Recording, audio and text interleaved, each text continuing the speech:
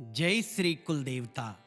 जो भी साधक इस पवित्र कवच का श्रद्धा पूर्वक पाठ करता है, उसके जीवन से मृत्यु भय, ग्रह पीड़ा, शत्रु बाधा, रोग दोष और समस्त संकट दूर हो जाते हैं।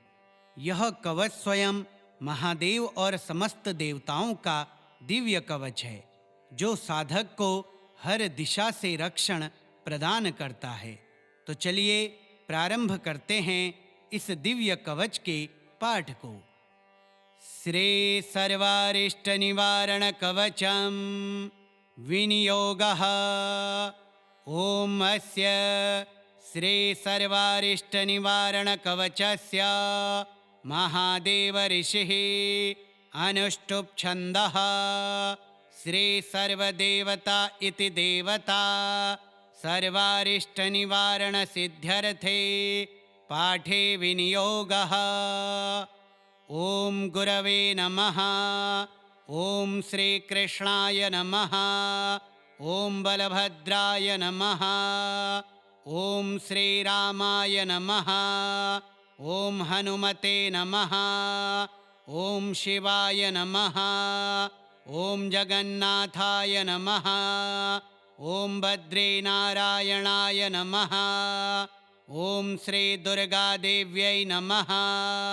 ओम सूर्याय नमः। ओम चंद्राय नमः। ओम भौमाय नमः। ओम बुधाय नमः। ओम गुरवे नमः। ओम भृगवे नमः। ओम शनिश्चराय नमः। ओम राहवे नमः।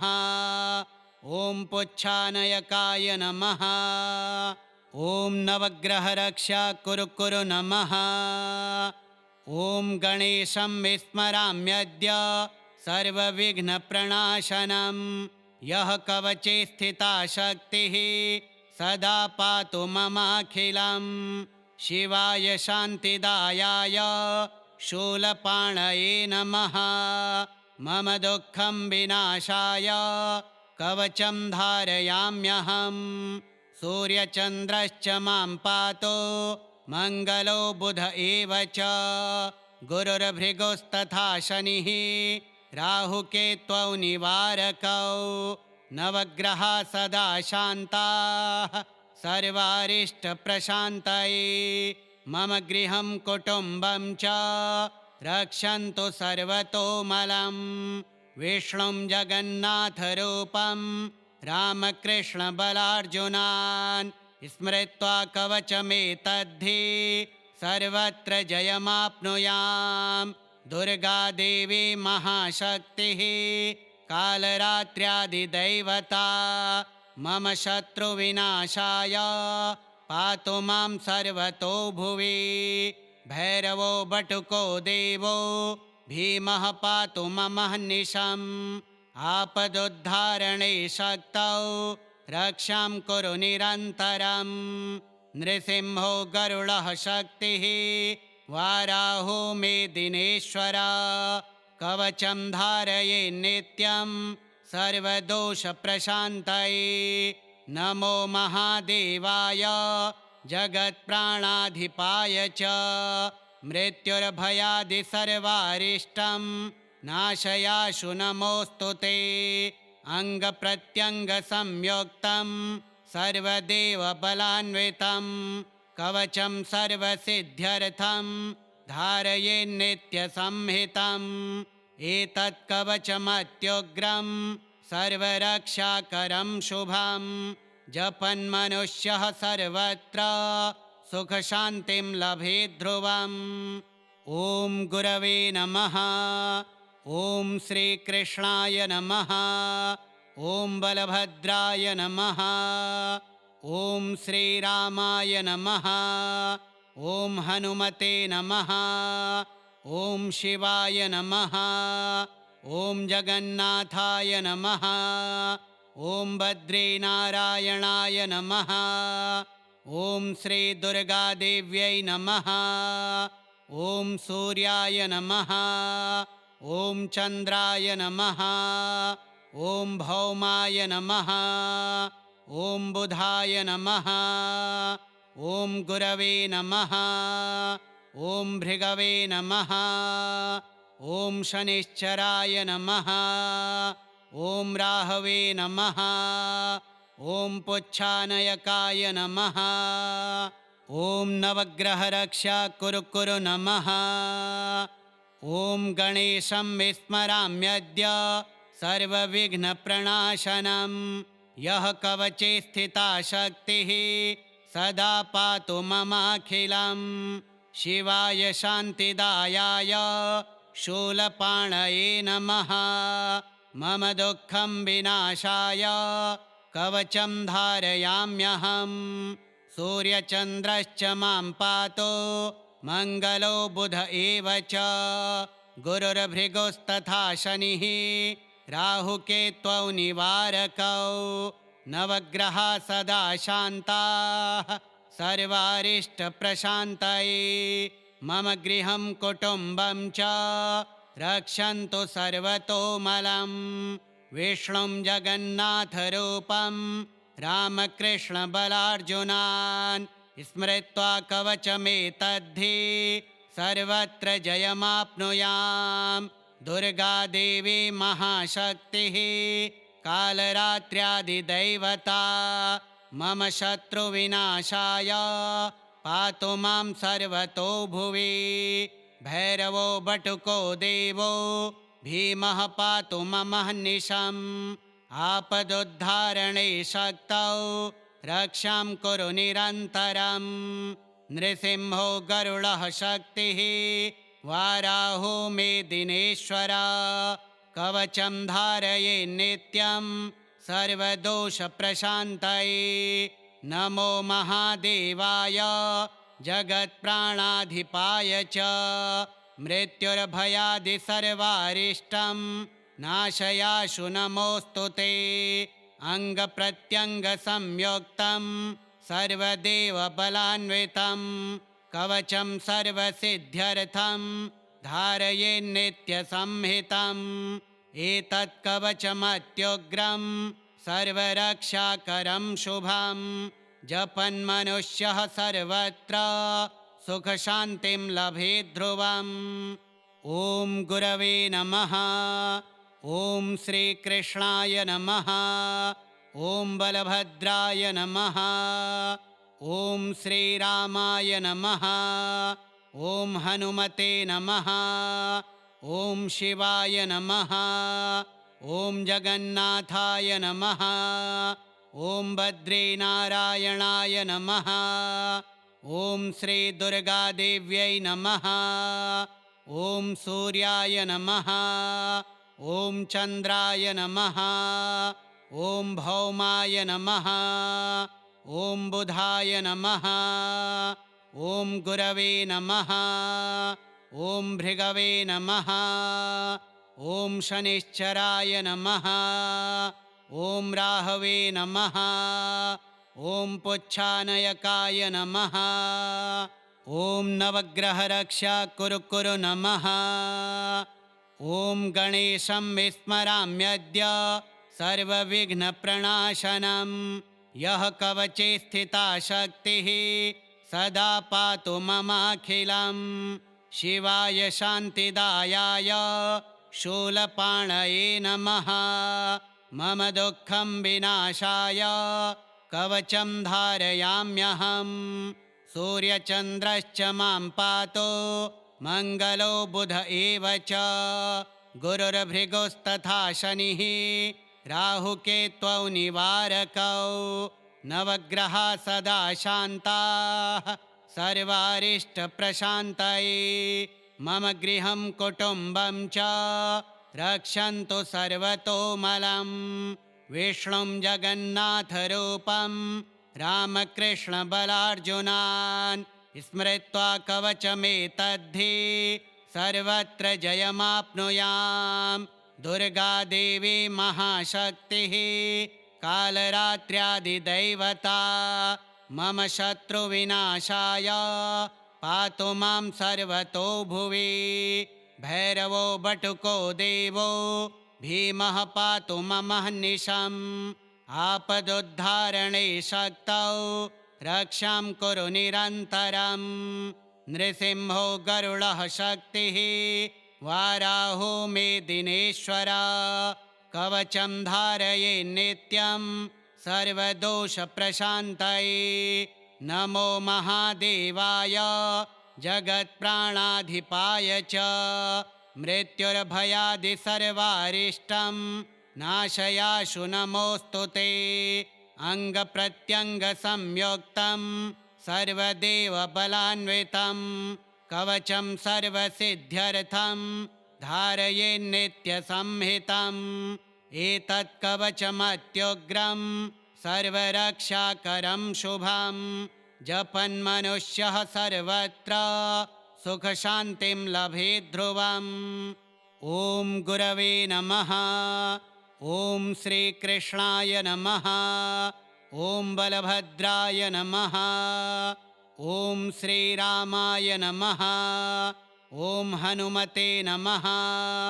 ॐ शिवाय नमः। ॐ जगन्नाथाय नमः। ॐ बद्रीनारायणाय नमः। ॐ श्रीदुर्गादेव्यै नमः। ॐ सूर्याय नमः। ॐ चन्द्राय नमः। ॐ भौमाय नमः। ॐ बुधाय नमः। ॐ गुरवे नमः। ॐ भृगवे नमः। ॐ शनिश्चराय नमः। ॐ राहवे नमः। ॐ पुच्छानयकाय नमः। ॐ नवग्रहरक्षा कुरु कुरु नमः। ॐ गणेशं विस्मराम्यद्य सर्वविघ्नप्रणाशनं। यः कवचे स्थिता शक्तिः सदा पातु ममाखिलम्। शिवाय शान्तिदायाय शूलपाणये नमः। मम दुःखं विनाशाय कवचं धारयाम्यहम्। सूर्यचन्द्रश्च मां पातु मङ्गलो बुध एव च। गुरुर्भृगुस्तथा शनिः राहुकेत्वौ निवारकौ। नवग्रहा सदा शान्ताः सर्वारिष्टप्रशान्तये।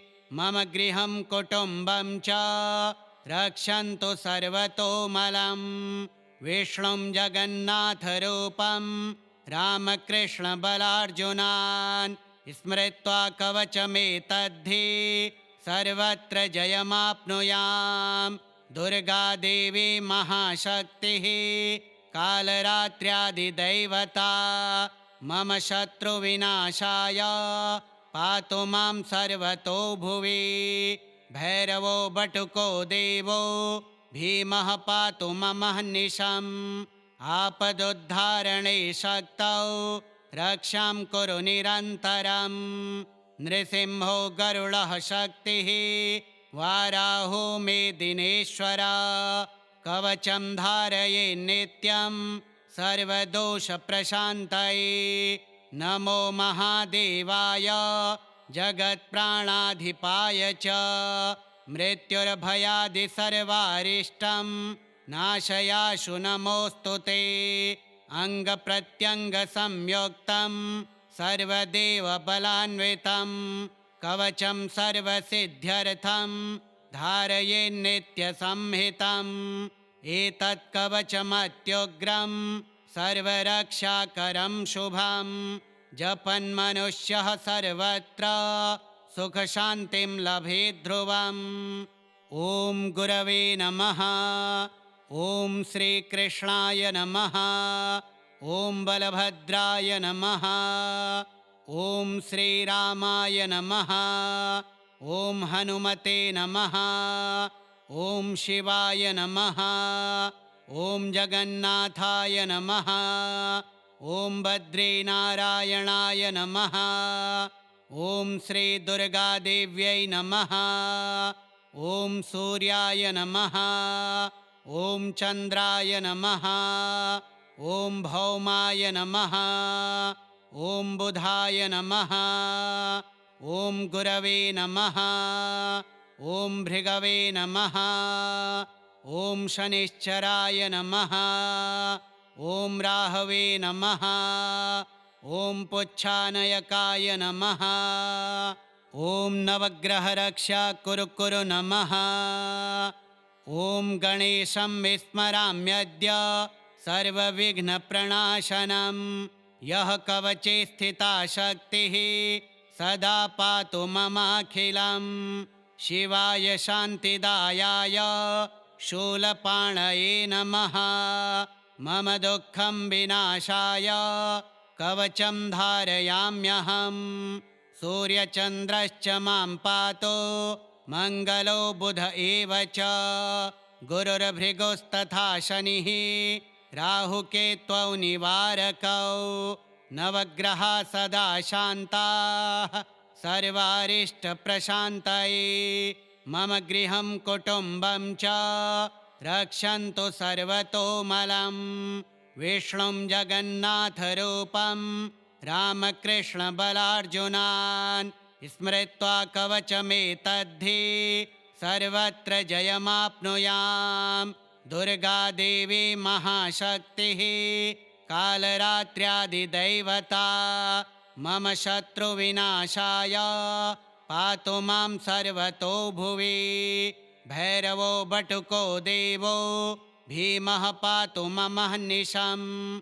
आपदुद्धारणे शक्तौ रक्षां कुरु निरन्तरम्। नृसिंहो गरुडः शक्तिः वाराहो मे दिनेश्वर। कवचं धारये नित्यं सर्वदोषप्रशान्तये। नमो महादेवाय जगत्प्राणाधिपाय च। मृत्युर्भयादिसर्वारिष्टं नाशयाशु नमोऽस्तु ते। अङ्गप्रत्यङ्गसंयुक्तं सर्वदेवबलान्वितं कवचं सर्वसिद्ध्यर्थं धारये नित्यसंहितम्। एतत् कवचमत्युग्रं सर्वरक्षाकरं शुभं। जपन्मनुष्यः सर्वत्र सुखशान्तिं लभेत् ध्रुवम्। ॐ गुरवे नमः। ॐ श्रीकृष्णाय नमः। ॐ बलभद्राय नमः। ॐ श्रीरामाय नमः। ॐ हनुमते नमः। ॐ शिवाय नमः। ॐ जगन्नाथाय नमः। ॐ बद्रीनारायणाय नमः। ॐ श्रीदुर्गादेव्यै नमः। ॐ सूर्याय नमः। ॐ चन्द्राय नमः। ॐ भौमाय नमः। ॐ बुधाय नमः। ॐ गुरवे नमः। ॐ भृगवे नमः। ॐ शनिश्चराय नमः। ॐ राहवे नमः। ॐ पुच्छानयकाय नमः। ॐ नवग्रहरक्षा कुरु कुरु नमः। ॐ गणेशं विस्मराम्यद्य सर्वविघ्नप्रणाशनं। यः कवचे स्थिता शक्तिः सदा पातु ममाखिलम्। शिवाय शान्तिदायाय शूलपाणये नमः।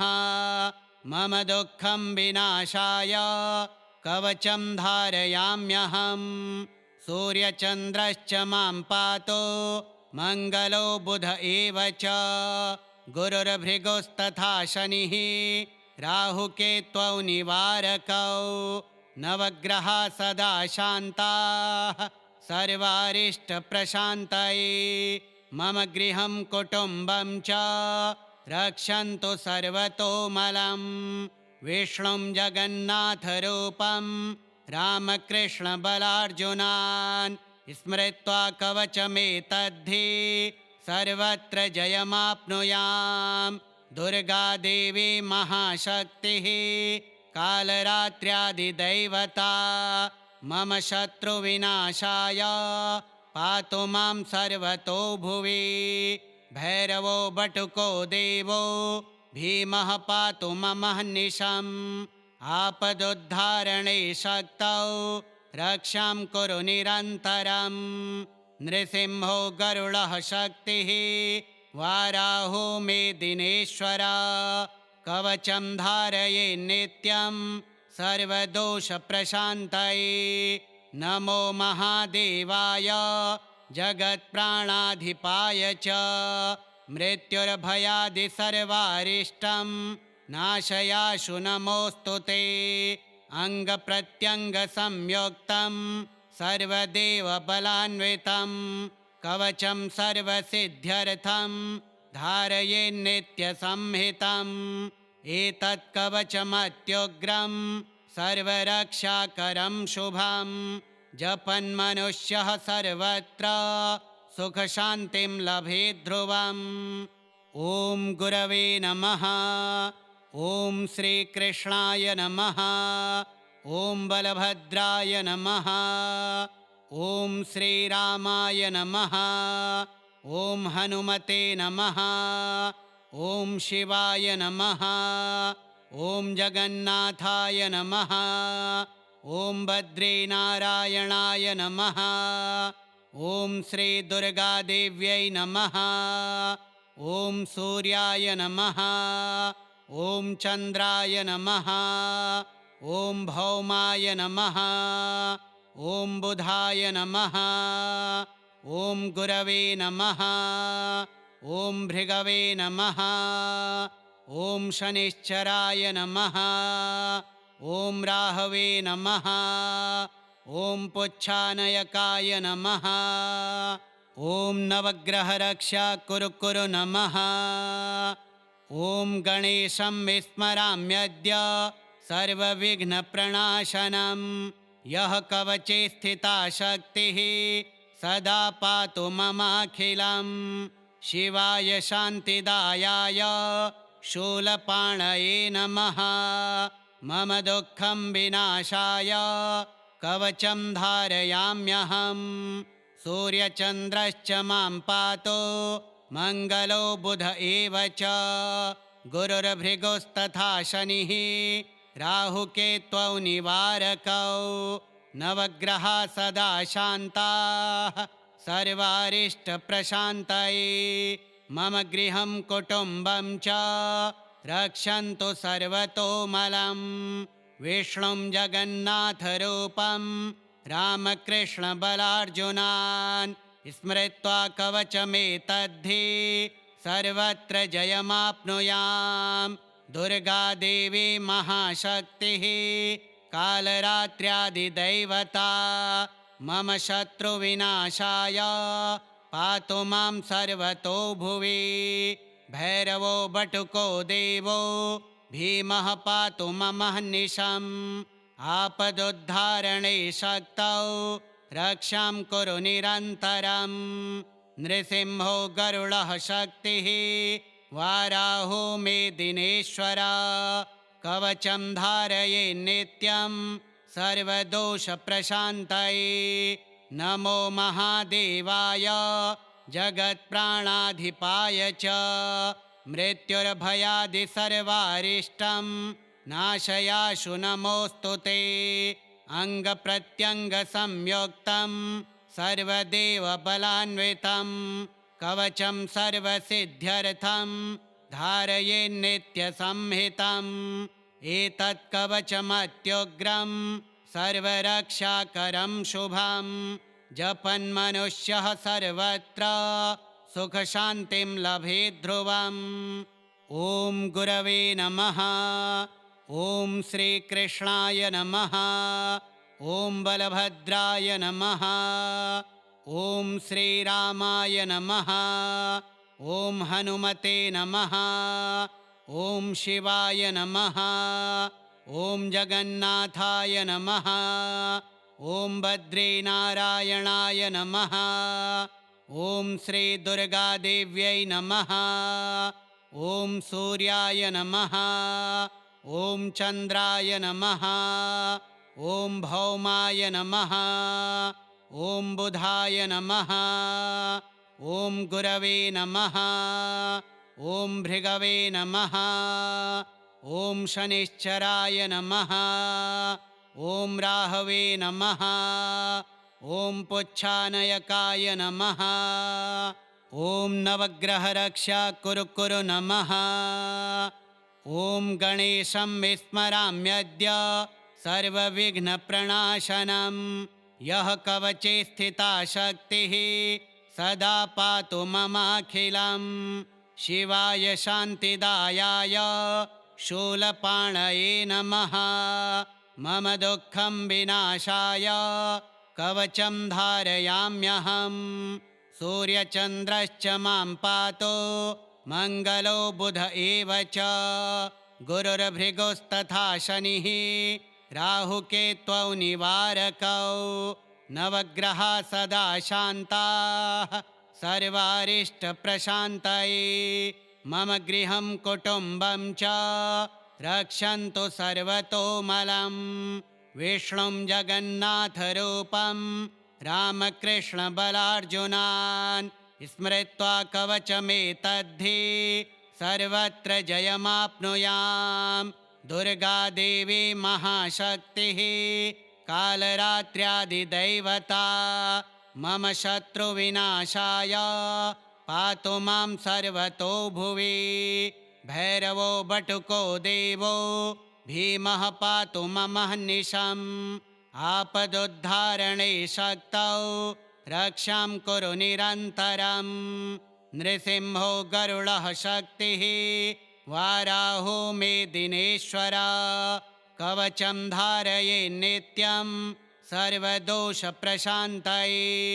नमो महादेवाय जगत्प्राणाधिपाय च। मृत्युर्भयादिसर्वारिष्टं नाशयाशु नमोऽस्तु ते। अङ्गप्रत्यङ्गसंयुक्तं सर्वदेवबलान्वितं कवचं सर्वसिद्ध्यर्थं धारये नित्यसंहितम्। एतत् कवचमत्युग्रं सर्वरक्षाकरं शुभं। जपन्मनुष्यः सर्वत्र सुखशान्तिं लभेत् ध्रुवम्। ॐ गुरवे नमः।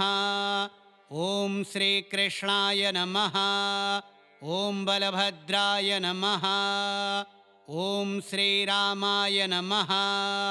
ॐ हनुमते नमः। ॐ शिवाय नमः।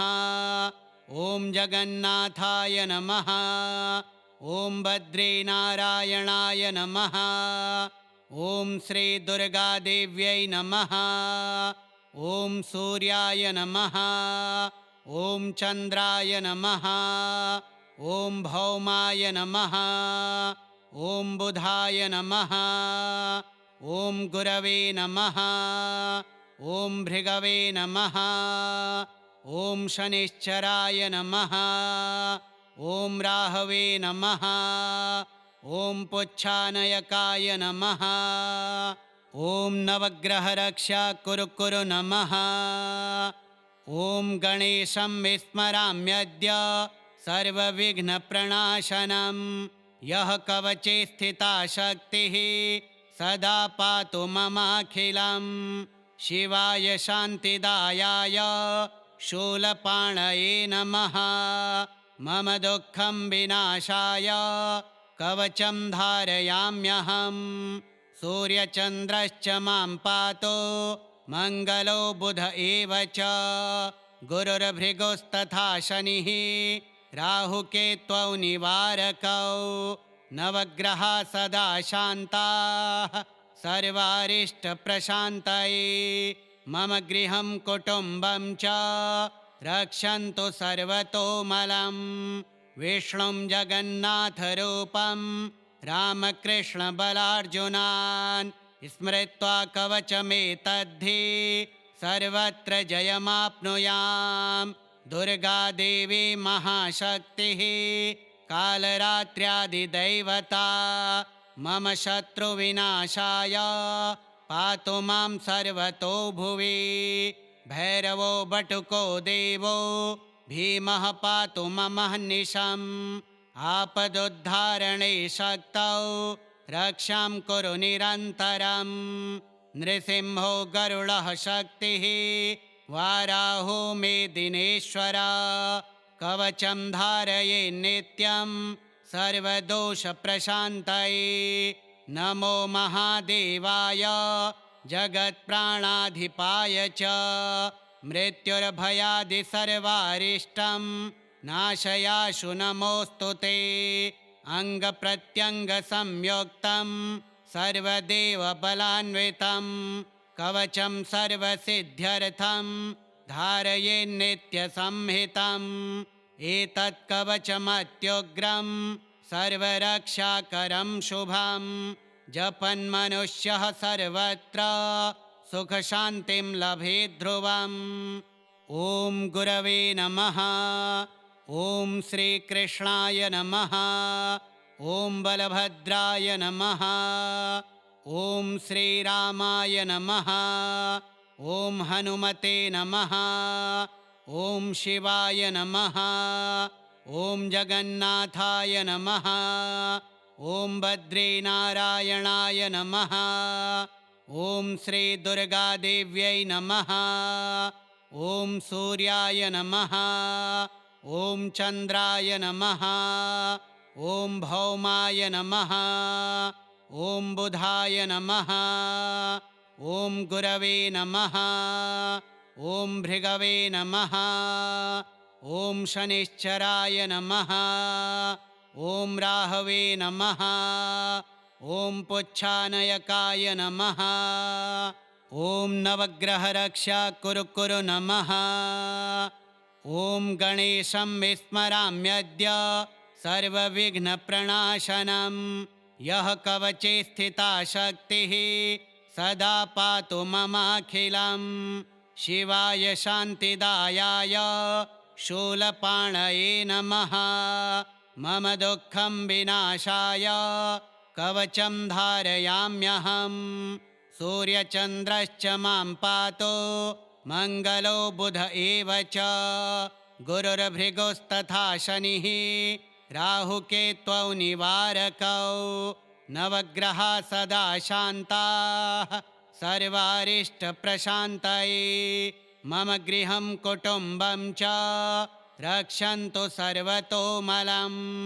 विष्णुं जगन्नाथरूपं रामकृष्णबलार्जुनान् स्मृत्वा कवचमेतद्धि सर्वत्र जयमाप्नुयाम्।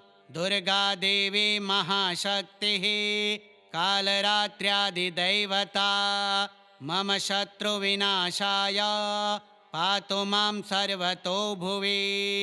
भैरवो बटुको देवो भीमः पातु ममह्निशम्। आपदुद्धारणे शक्तौ रक्षां कुरु निरन्तरम्। नृसिंहो गरुडः शक्तिः वाराहो मे दिनेश्वर। कवचं धारये नित्यं सर्वदोषप्रशान्तये। नमो महादेवाय जगत्प्राणाधिपाय च मृत्युर्भयादि सर्वारिष्टं नाशयाशु नमोऽस्तु ते अङ्गप्रत्यङ्गसंयुक्तं सर्वदेवबलान्वितं कवचं सर्वसिद्ध्यर्थं धारयेन्नित्यसंहितम् एतत् कवचमत्युग्रं सर्वरक्षाकरं शुभं जपन्मनुष्यः सर्वत्र सुखशान्तिं लभेत् ध्रुवम्। ॐ गुरवे नमः। ॐ श्रीकृष्णाय नमः। ॐ बलभद्राय नमः। ॐ श्रीरामाय नमः। ॐ हनुमते नमः। ॐ शिवाय नमः। ॐ जगन्नाथाय नमः। ॐ बद्रीनारायणाय नमः। ॐ श्रीदुर्गादेव्यै नमः।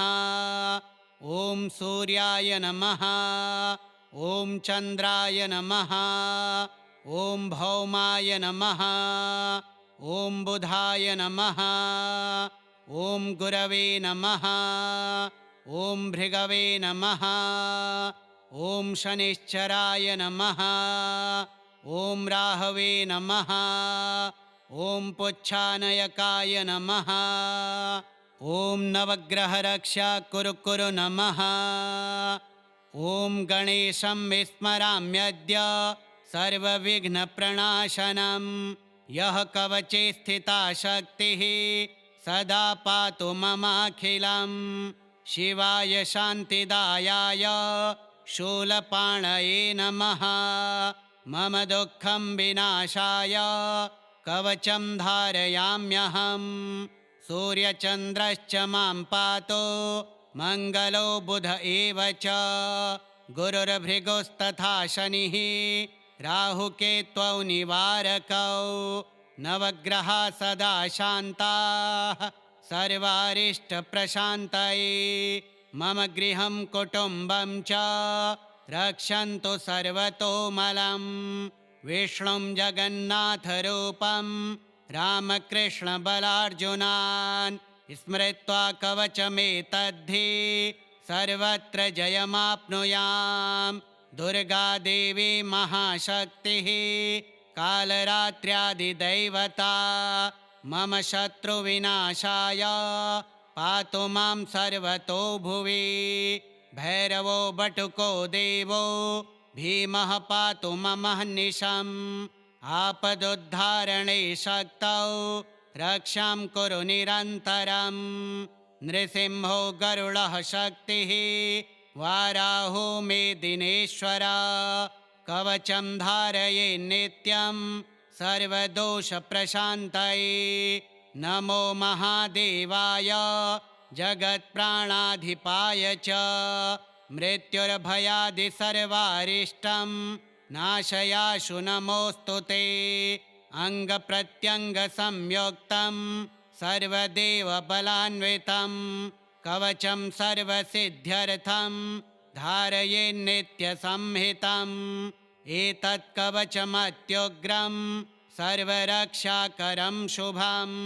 जपन्मनुष्यः सर्वत्र सुखशान्तिं लभेत् ध्रुवम्। श्रीभृगुऋषिकृतं सर्वारिष्टनिवारणकवचं श्रीसर्वेभ्यो देवार्पणमस्तु।